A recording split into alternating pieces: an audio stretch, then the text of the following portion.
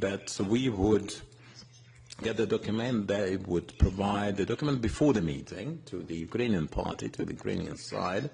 And it is very important, Mr. Donald Trump personally said that if you provide it, as he said, it should be doable. That's his own words, doable. The deliverables should be doable. And we wanted it to be delivered before the meeting for obvious reasons. In my opinion, and my opinion coincides after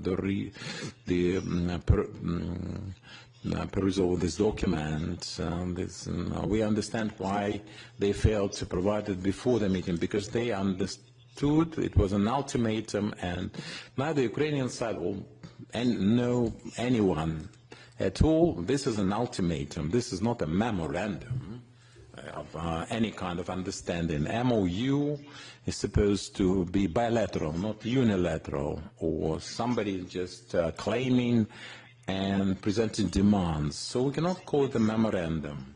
This is an ultimatum of the Russian side imposed on our side, right?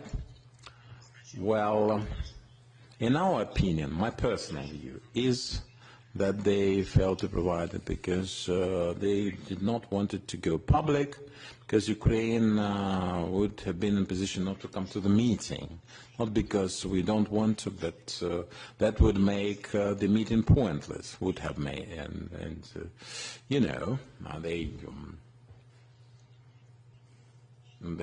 it's like cheating, you know. Cheating,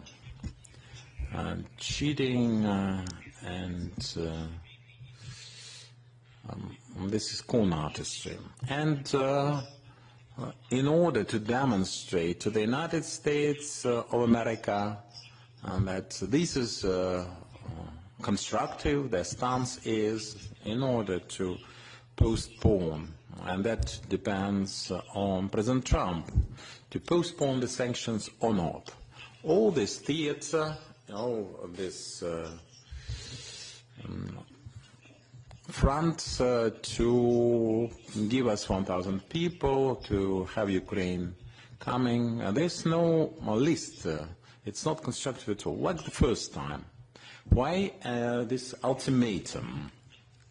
Well, let me conclude my thought.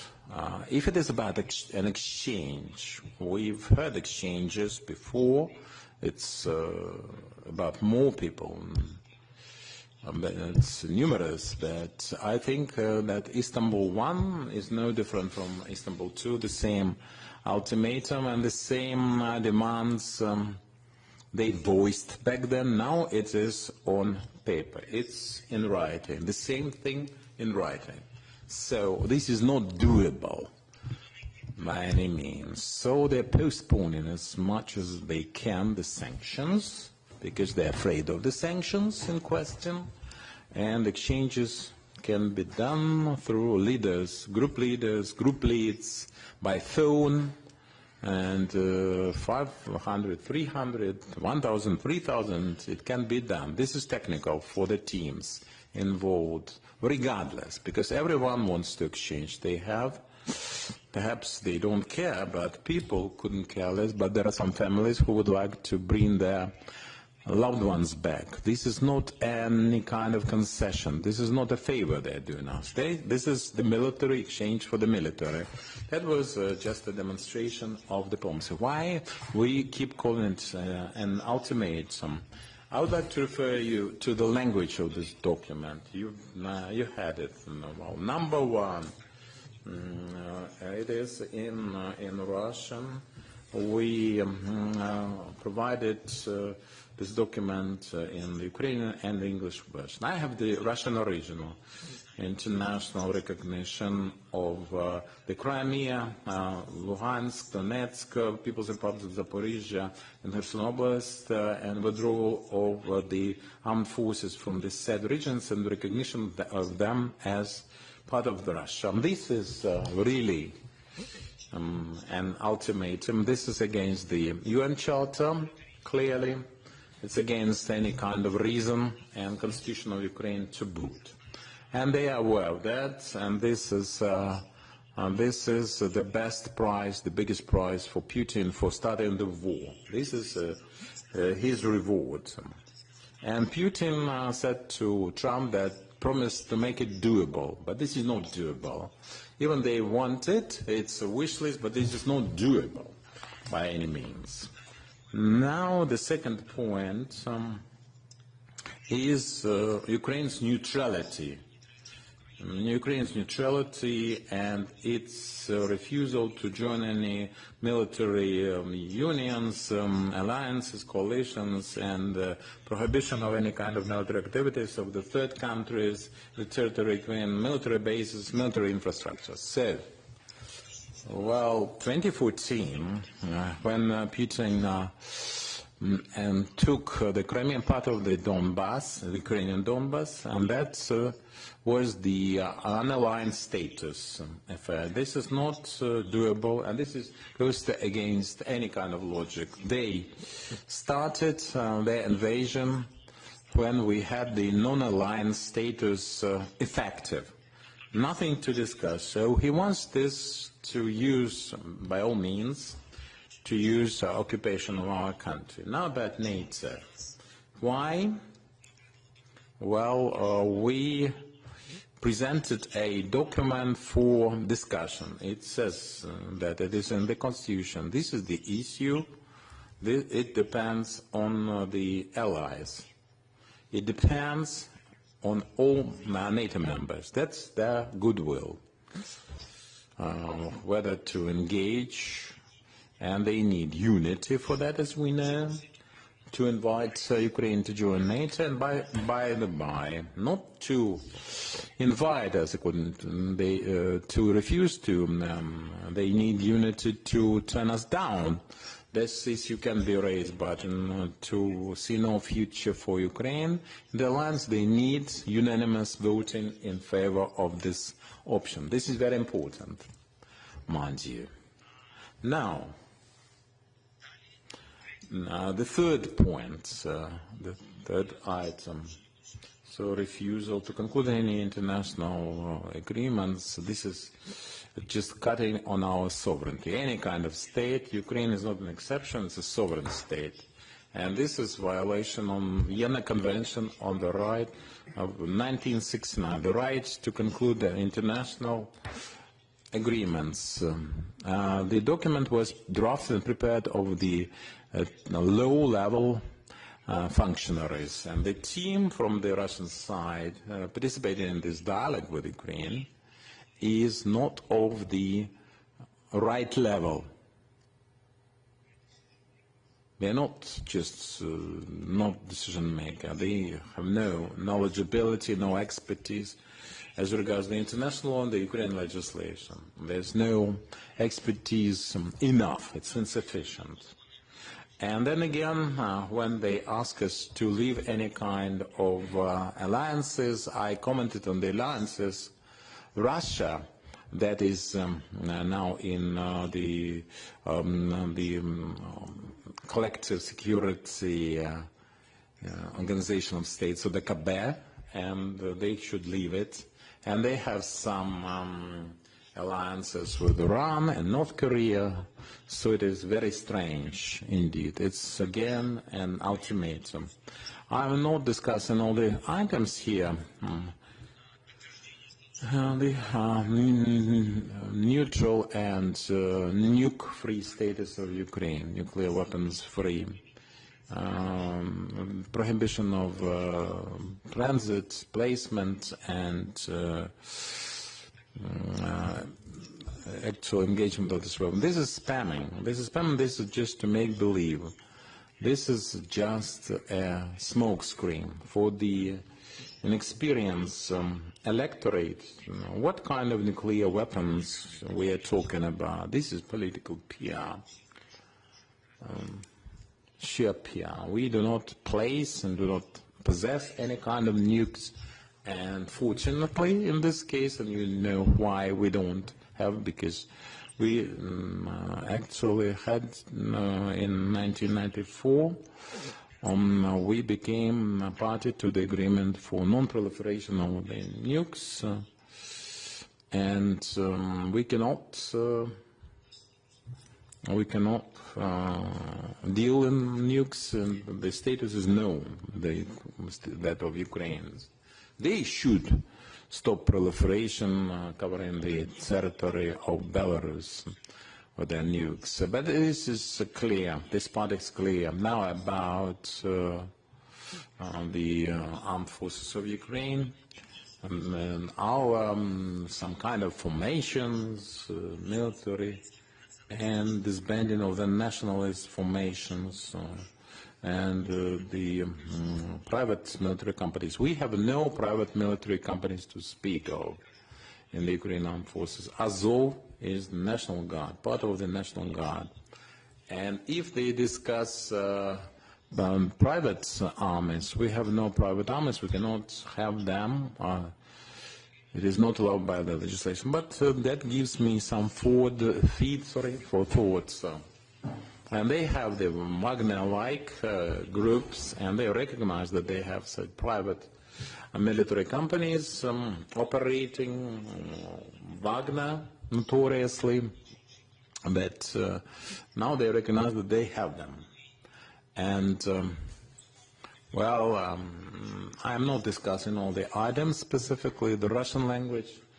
We have the official language, it's Ukrainian, and they stay concerned with the Russian-speaking population. It looks very strange because they have destroyed and keep destroying en masse the regions where the majority of people used to speak Russian or Russian and Ukrainian in parallel. So this and bloody ultimatum, and that is what I see here, concluding. They are prepared for the exchange because they need the exchanges. We are prepared to exchange, but we cannot continue any diplomatic contacts at the level that is not decision-making at all. I think is pointless. It's my opinion. In my view, the exchanges are ongoing and should be ongoing. The Russians are not ready to arrange for any ceasefire. They cannot make such decisions. They are not empowered. It's for the leaders to decide. That's how they presented it to us. That's a different level of decision-making. All right. And my proposal is, we suggest, and I think our partners can support us there, we suggest to the Russians to have ceasefire before the leaders' meeting, till the time of the leaders' meeting. So we are prepared to have this meeting to avoid any kind of speculations and insinuations. It's up to Russians, Istanbul, Vatican, Switzerland, any venue. From Monday on, any day. Why ceasefire till that meeting, a leaders' meeting? Because we'll have a meeting if we don't fail to reach any kind of understanding. There's no desire, will to de-escalate. There's no vision of concluding that. We can do that on the same day and conclude. That's the Russian unilaterally. You do that. We'll leave it to them. If we can continue talks, the dialogue, and are prepared to make the de-escalating steps, well, then we will. Ceasefire with American monitoring, the U.S. Safeguards of mediation. And if they do not want a long ceasefire, we can have a meeting any day, starting from tomorrow, and can have arranged. I'm available for the meeting.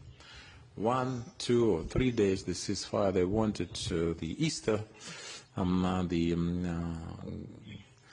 great victory is there on the 9th of May, and they can all arrange for this win-win with the ceasefire. However, alone. President Trump would support it, and President Erdogan would like to have this four sides. Him, Donald Trump, myself, and Putin. We are ready for this meeting any day. Well, that's it from me. Dear colleagues, first about the items covered. So put your questions, but first introduce yourselves. Natalia Kushnib, ABC News. Mr. Zelensky, having read this memorandum, this is an extended version of 2022 without the denazification and demilitarization. There's a notion, but essentially there. So what's the difference between the two versions? I don't see any, almost none. I can see that there are certain changes in the language for the ultimatums in question. And basically the essence, the gist, the spirit are the same. There are some additional spheres, edits where they would like to physically, they wanted to destroy the leadership originally, not about electoral such processes, but I don't see any change essentially. Some changes in approaches. Why? There's less, this insufficient pressure on the Russian party.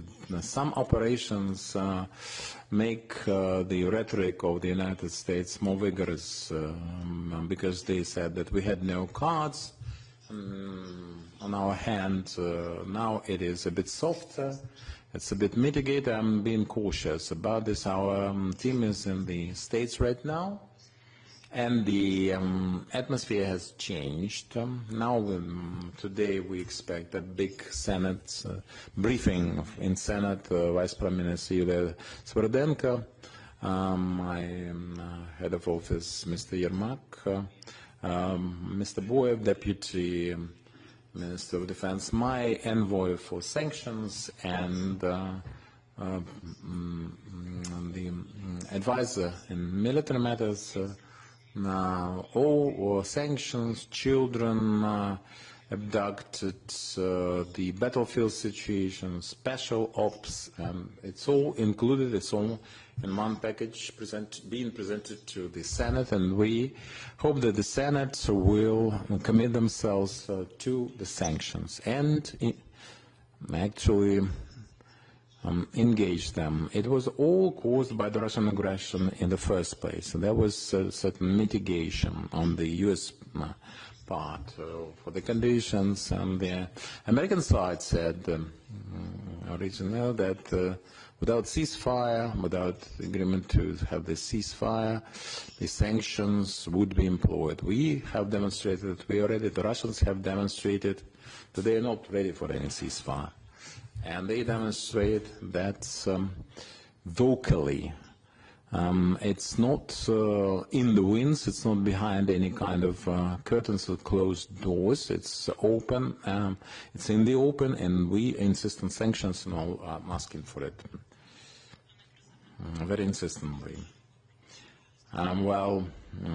You comment on the memorandum. And this is just a make-believe. This is not this is a more smoke screen, and the Russians speak to that effect. In your opinion, why our partners, the U.S. partners, fail or seemingly fail to understand that? I think some of them do understand. Some of them don't. Well, I think the Americans are intelligent people. Some of them are just not willing, in particular, to notice certain things. Some of them are prepared and quite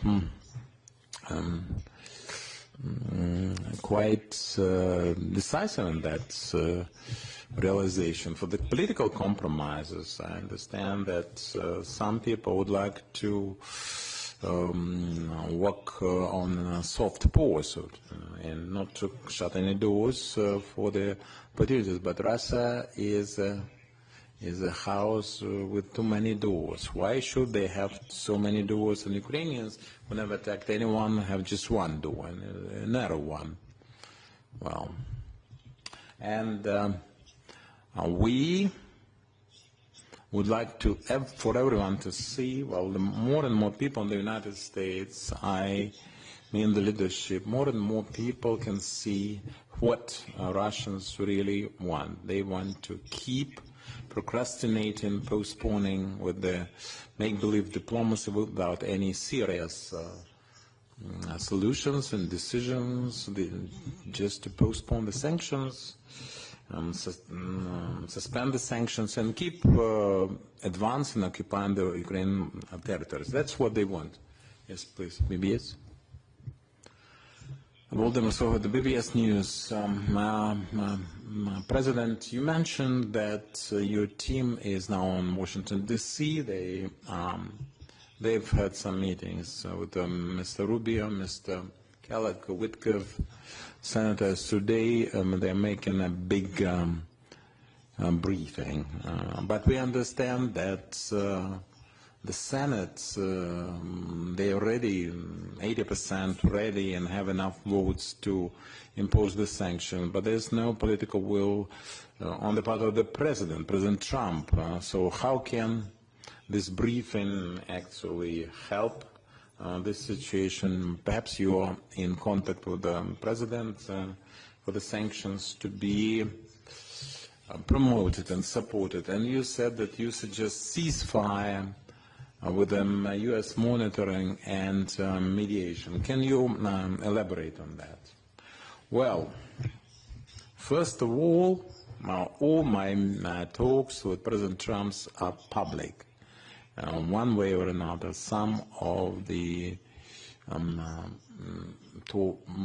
meetings are not public in certain aspects and certain points, but we are always meeting openly. Now talking about the other levels of U.S. management, let's say. Some of the discussions are not public. There are plenty of them, quite enough, and they all are supposed to bear fruit before they are made public.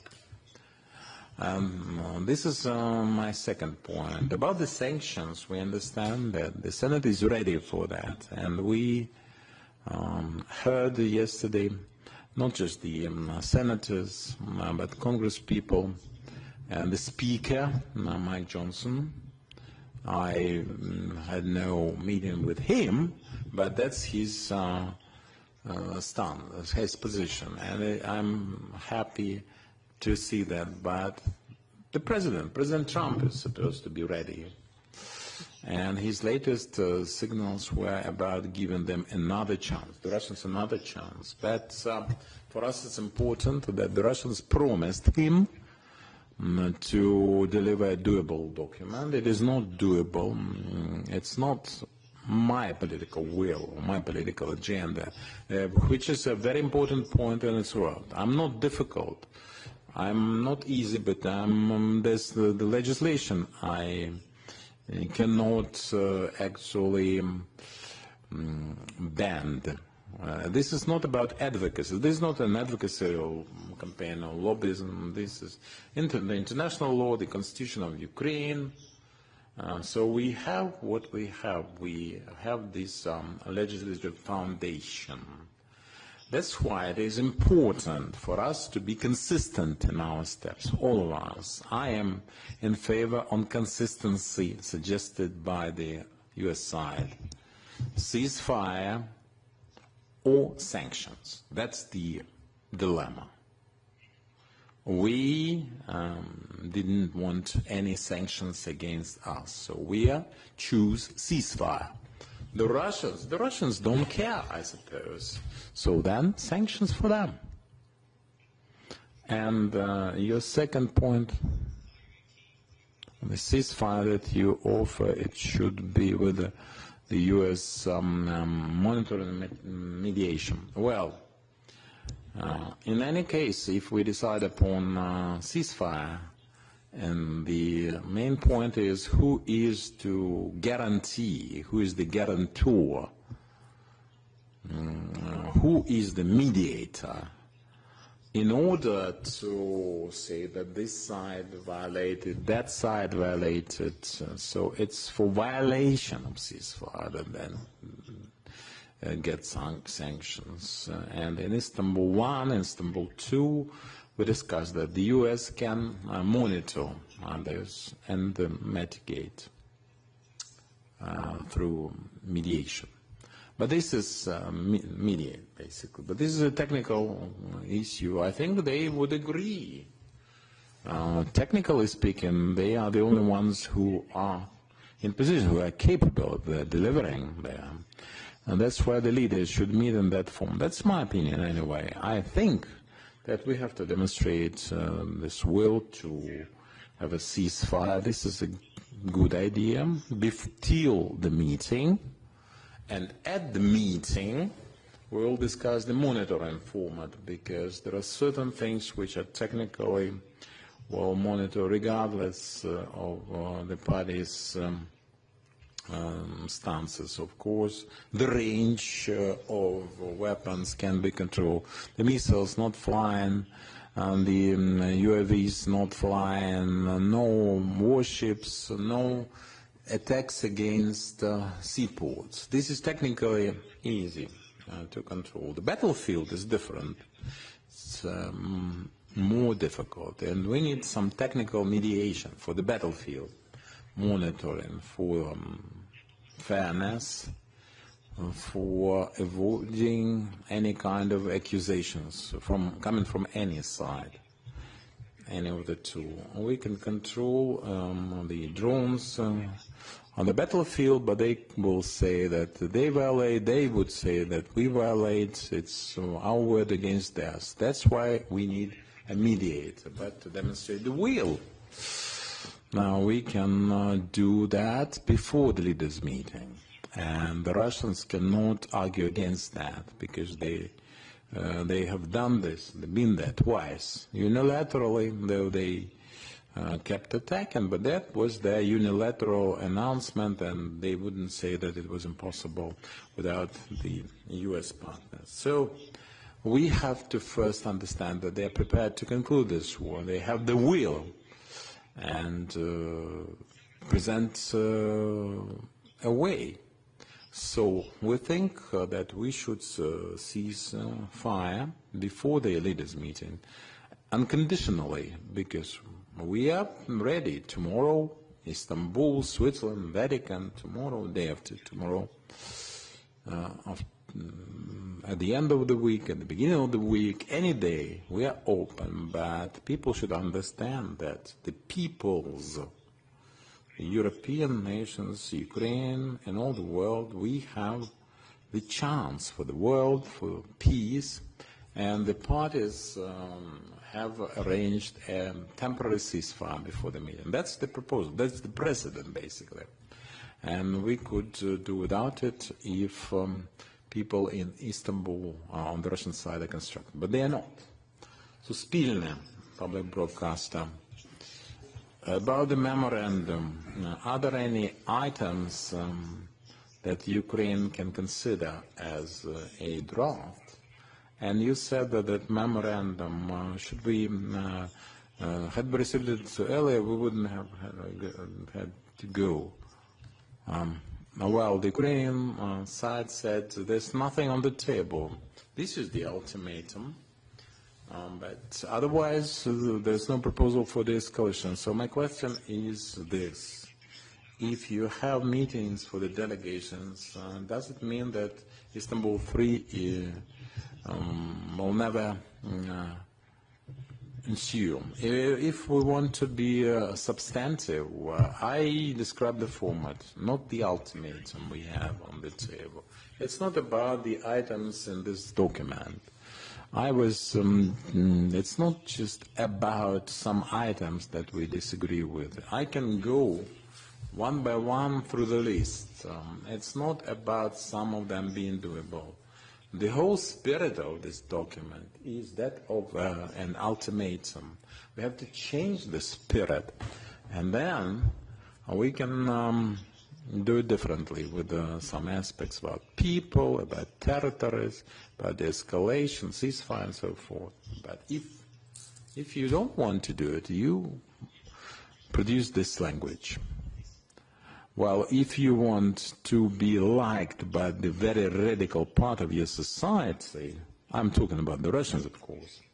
If you want to be liked by them, give them this kind of language, and then promulgate it through TASS or whatever agency. But I'm not sure whether that can satisfy the radicals in the Russian society. They just want to destroy all Ukrainians with the nukes and then get to Europe. They are open, that children, you heard them talking about the children. I cannot even quote them. The European women, that's their position. About territories, it's their position. Ukraine, that's their stance. Will go till Berlin. Well, you know this narrative. It's sad to see it, to see that kind of approach. Another short question about the land force commander. Have you identified the candidate? No, not yet. New York Times. Thanks. I just want to be clear. You're proposing today that you have a ceasefire and then a leaders meeting, but I assume you would take a leaders meeting without a ceasefire. And then, just real briefly, you know, you've laid out here how far apart you are. What makes you think at a leaders meeting anything would be different?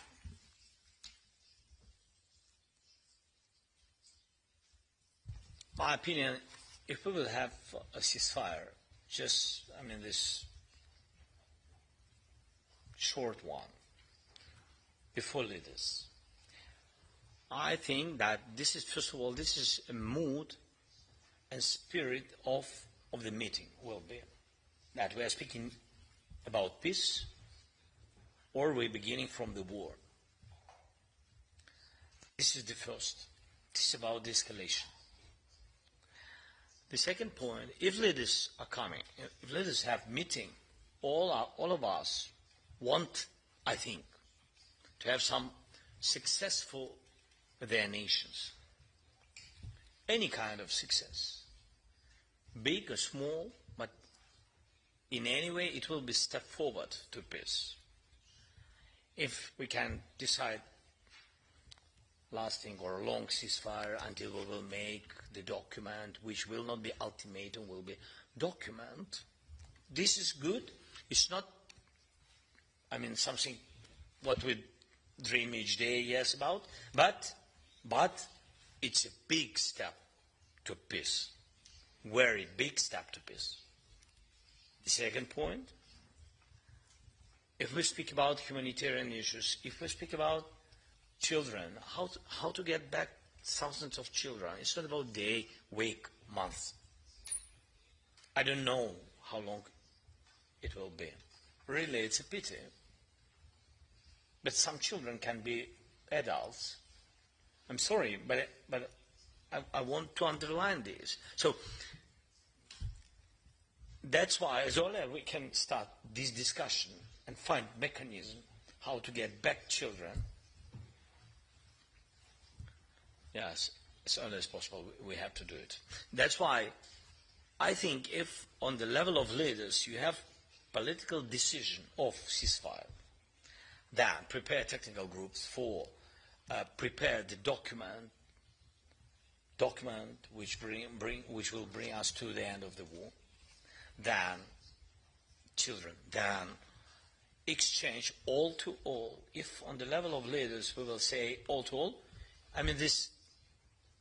so this is the last chance. Nobody else will decide, and nobody can say I need consultations with other guys or something. No. On the level of leader, we decide. It's mean that we can have some success, even some success, and I think this is possible. Of course, if United States will stay strong, and if Russia will be ready for some steps to peace. I'm not, because they are not ready for peace. I think so. But I shared it in September with President Trump He's not yet president-elected, but I shared with him, I think that Putin personally doesn't want any kind of peace, only ultimatum and only full occupation of Ukraine, Belarus, Moldova, Latvia, Litva, Estonia, Kazakhstan. I think Kazakhstan can be earlier. Sorry for the word can be. I mean, this, God bless, nothing will be with their sovereignty. But I think that he's moving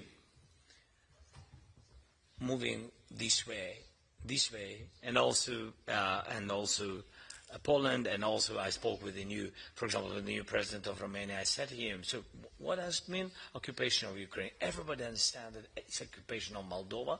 Immediately they stay on the borders with Romania. Immediately. I mean, so it will be very quick. So that's it. That's what he wants. That's why we don't need to wait from Putin, especially from his person. We don't need to wait the time when he will be ready for the peace. And from him, we can't wait for his initiative moving to peace. We just have to pressure on him, and maybe we will get peace. And we are very close to this with sanctions and etc. But we need unity in Egypt and joint position. Just to be clear, so could there be a leaders' meeting without a ceasefire, or in your mind, or that would be not really serve a purpose? Could you still have a leaders' meeting without the ceasefire? Yes, it can be. It can be. Yes, again, so we are. I don't want to be very flexible with the ceasefire, because it's a real. I mean, this is a possibility, and big possibility. Because between us, for President Trump, but it's not a secret. For him, ceasefire is the end of the war. It's true, but it's really big. It's a really big step to the end of the war. I think so. With Russians, I think so. But even if there is no ceasefire, I mean, if your question is directly, are you ready for the meeting on the level of leaders before ceasefire? So if I will tell you not, it means that, I mean, so Russians immediately will say, so you see they don't want, I mean, that's why I don't play this game, let's think about it, or I will think, and a little bit later, and etc. No, if they're not ready for ceasefire, but ready just for meeting on the level of leaders, okay? But my position is better to have ceasefire before. It's a spirit, as I said, it's a moving to peace. It's a topic of our meeting, how to continue such ceasefire and other de-escalation steps, or not to continue. ICTV. Христина Гавриш, телеканал ICTV. Christina Havrish, ICTV President. We haven't seen any public response to the web operations from Donald Trump. Perhaps it has been made public, but Technicalities said that was Ukraine's raising risks in this war. Can you comment on this? It is very difficult for me to comment on Donald Trump's position, President Trump's position. We haven't heard his position, but we have heard from some people, let's say, from his close circle. I think that's their shared position. Well, it's my guess anyway. So the United States, we're still hopeful, and we will hear from them. We know that it is absolutely just and fair. We never targeted any civil infrastructure and children like the Russians do. Nothing of the kind, right? And we have done things just and fair for the intelligence services of any countries, all the jurisdictions,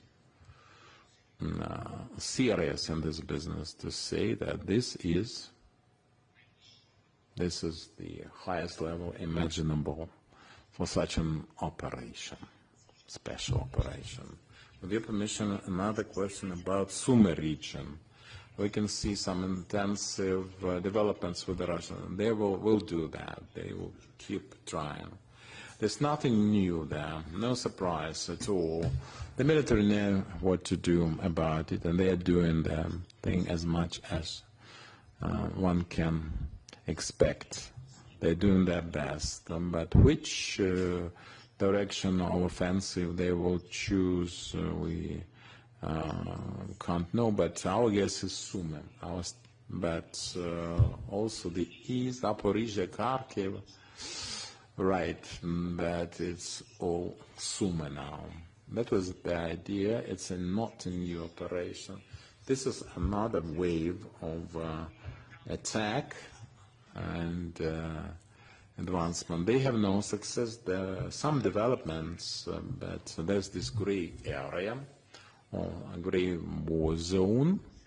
You know that some settlements are devastated, not overnight. It's a lengthy process, but they're doing that.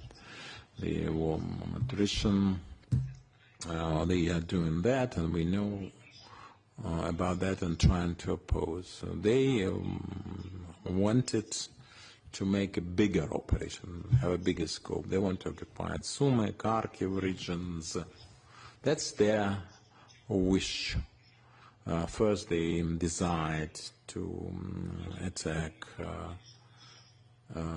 along all this line, but then they decided that Sumy was enough to control, to ruin, and some other towns 3 to 40 kilometers from the border. Then they decided to reduce that to 7 to 10 kilometers because they have no force for that.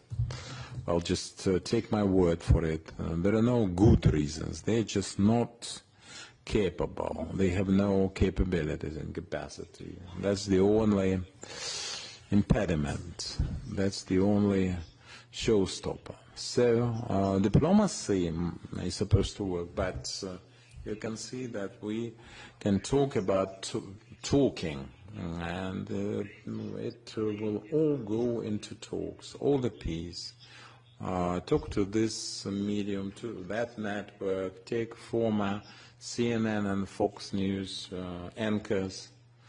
It's not about Republican and Democratic, Republicans versus Democrats. There are people that are on underpay, and they are using the smoke screen, and they are channeling that, converting that all into the talks of that kind. But their principal message is to demonstrate that Ukraine does not want peace.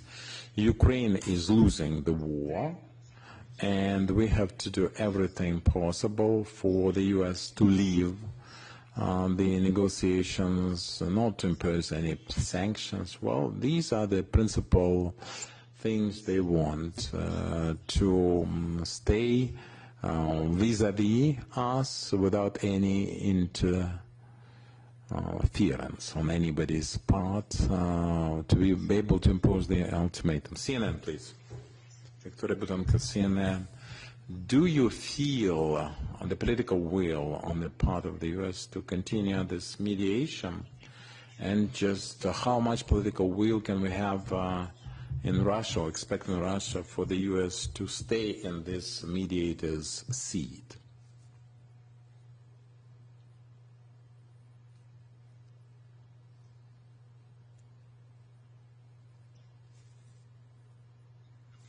Well, for example, in Turkey, there was a demonstration of this role for the U.S. The Russians did everything to actually squeeze them out of the venue. They did it once. Everyone was surprised, astonished, absolutely astounded. So it wasn't really nice. And we all went there because of the Americans on their urge, and they actually encouraged us to do that, to introduce some general approach. But the Americans all of a sudden were squeezed out of that by the Russians. The Russians were very offensive about that. And the ultimatum, that was in the pipeline with them. That was on the agenda they have. And quite frankly, they are not happy with the Turkish mediation, to tell you the truth. Why? Because here is how it happened. With the Turkish mediation, our first meeting in Istanbul was, then first they got rid of the US, and there was no representation. If you compare the level of representation that time and this time, nobody. Back then, everyone was much more constructive, and then they saw what Russians had in mind. Then Turkey gave the floor to the Russians in Istanbul. That is important. Why? I have no claims against that. I don't blame the Turkish side, but we have to understand the story. The Russians, well, were given the background information, going back to Peter the Great of theirs, well, trying to win the time, and then say, well, we have the talks, we have the exchange, all right, we've done that. The second time,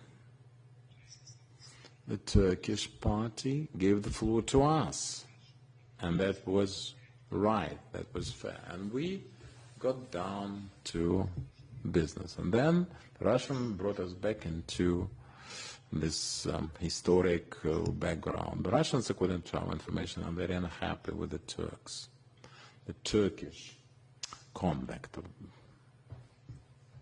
in that situation, you see. That's because they feel like gods. We've had almost an hour, 3 questions, you and Bloomberg. Katerina Denisowa, Kyiv independent. At which stage, President, you have talks with the U.S. for procurement of the U.S.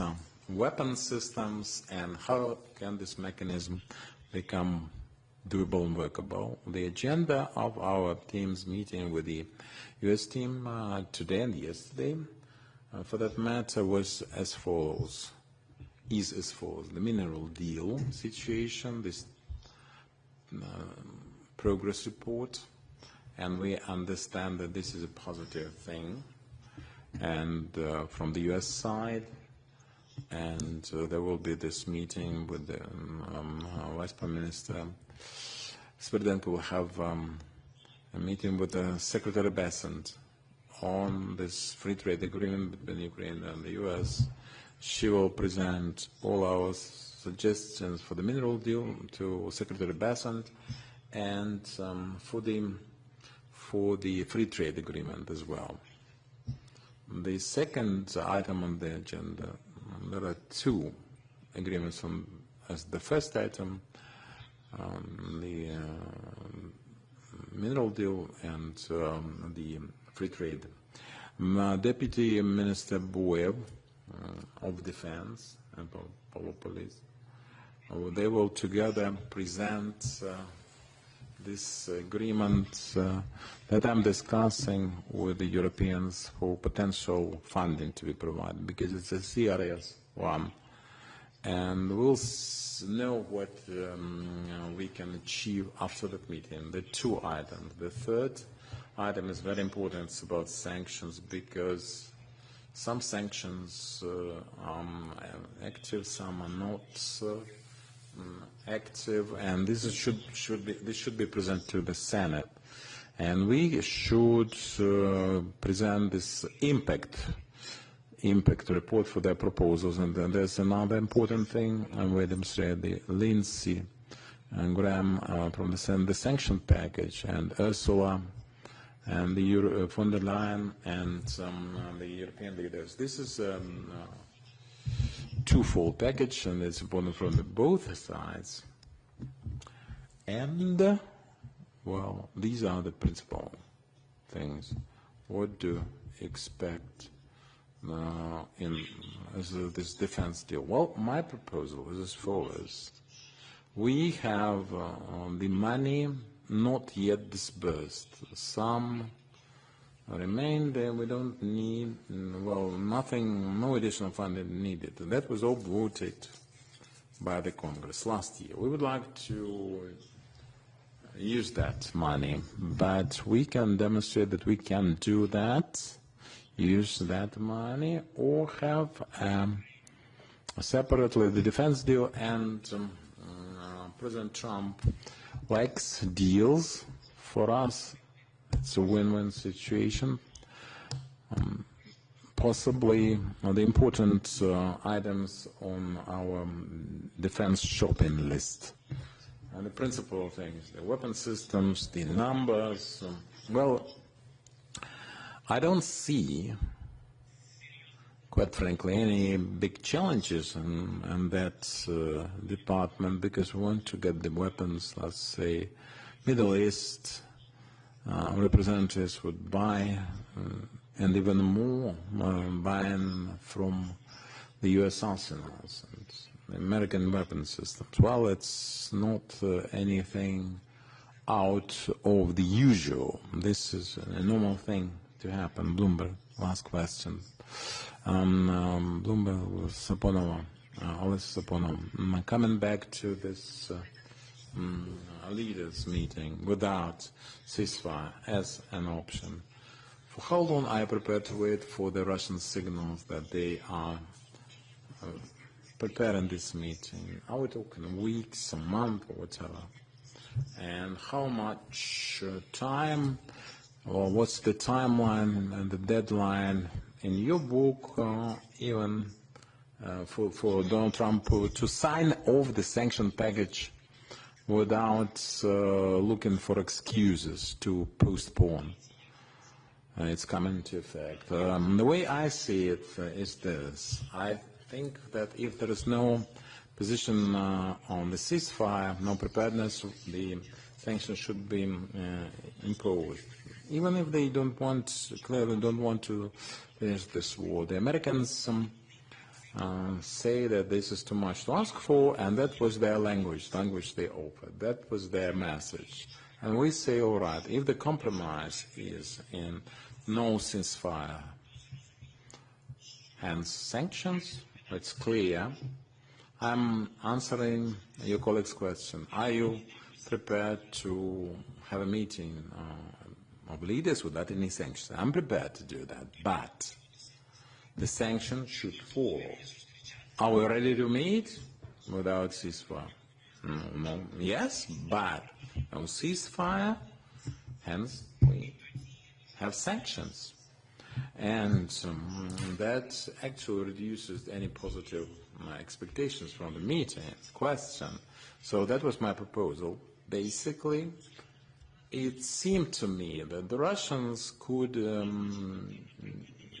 demonstrate now ceasefire.